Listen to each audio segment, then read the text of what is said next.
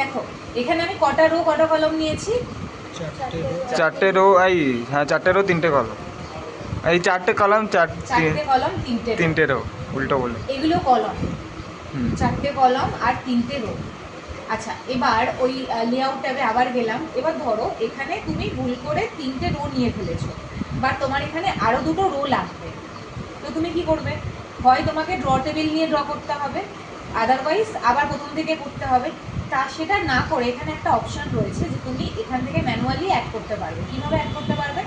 কার্সারটা যেখানে থাকবে, কার্সারটা কোথায় আছে? আমার লাস্ট রোতে রয়েছে, ভালো করে বোঝো, লাস্ট রোতে রয়েছে। এবার এখানে চারটে অপশন রয়েছে। ইনসার্ট অ্যাভাব, অ্যাভাব মানে ওপরে, ইনসার্ট বিলো, বিলো মানে নিচে, ইনসার্ট লেফট মানে লেফট সাইডে, ইনসার্ট রাইট মানে রাইট সাইডে।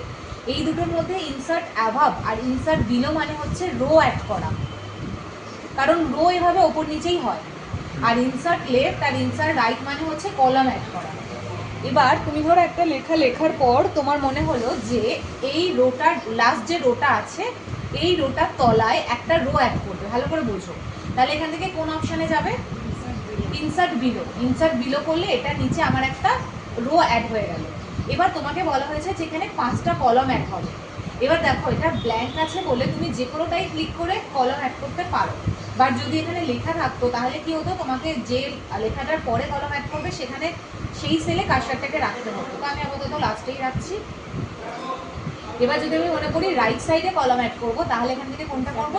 হ্যাঁ, ইনসার্ট রাইট। এই তো এই যে চারটে অপশন রয়েছে, insert অ্যাভাব, insert below, insert left আর ইনসার্ট রাইট, বুঝতে পেরেছো? এর মধ্যে এই দুটো হচ্ছে রো অ্যাড করার জন্য আর এই দুটো হচ্ছে কলাম অ্যাড করার জন্য।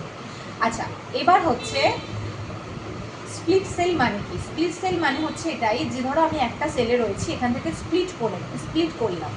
এবার এই সেলটাকে কতগুলো রো কলমে স্প্লিট করব। ধরো আমি রো দিচ্ছি না, রো ব্ল্যাঙ্ক রাখছি, কলম কি করেছি? 2 করেছি, করার পর ওকে করছি। তার মানে কি হলো? যে ওই সেলটা দুটো কলমে ভাগ হলো। স্প্লিট মানে হচ্ছে ভাগ করা, বোঝা গেল? আর মার্জ মানে হচ্ছে একটা করা, মানে একসাথে করা। তো এবার ধরো এই চারটে সেল আমি একসাথে করব, তাহলে কি করতে পারি? এই সিলেকশন করে এই নর্মাল মার্জ সেলে ক্লিক করলে হয়ে যাবে। আদারওয়াইজ আমি আরেকটা অপশন কি বলেছি যে এই ইরেজারে গেলে এই যে এগুলোকে মুছে দিলে, এটাও অ্যাকচুয়ালি মুছে দিলেও মার্জ হয়ে যাবে। তো স্প্লিটটা কি আর মার্জটা কি আর ইরেজার টেবিল আর হচ্ছে এইগুলো, বুঝতে পেরেছো সবাই?